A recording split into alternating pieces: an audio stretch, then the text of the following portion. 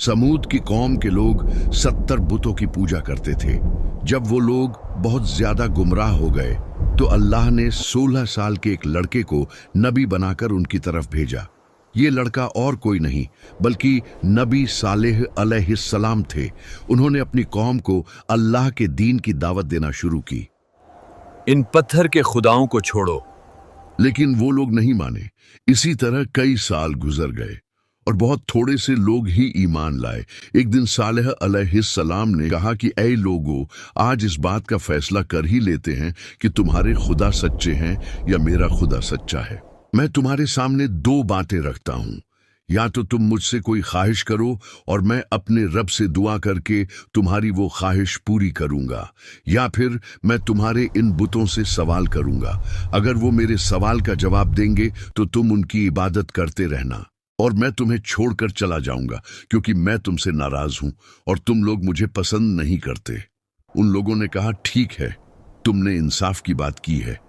फिर वो लोग अपने सारे बुत लेकर खुले मैदान में जमा हुए और हजरत सालेह से कहा कि हमारे खुदाओं से सवाल करो।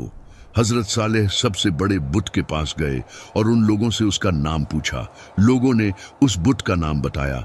फिर हजरत सालेह ने बुत को उसके नाम से पुकारा, मगर उसने जवाब नहीं दिया।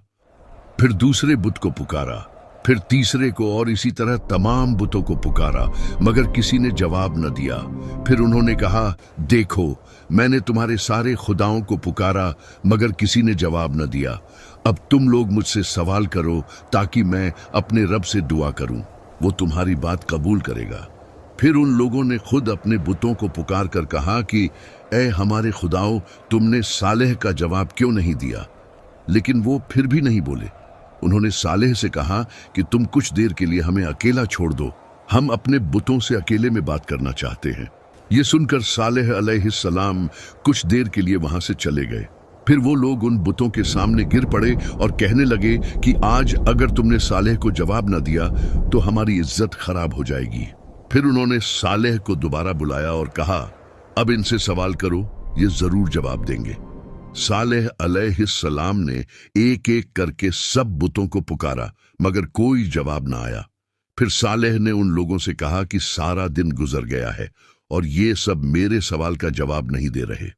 अब तुम मुझसे सवाल करो, मैं अपने रब से दुआ करूं तो वो उसी वक्त कबूल फरमाएगा।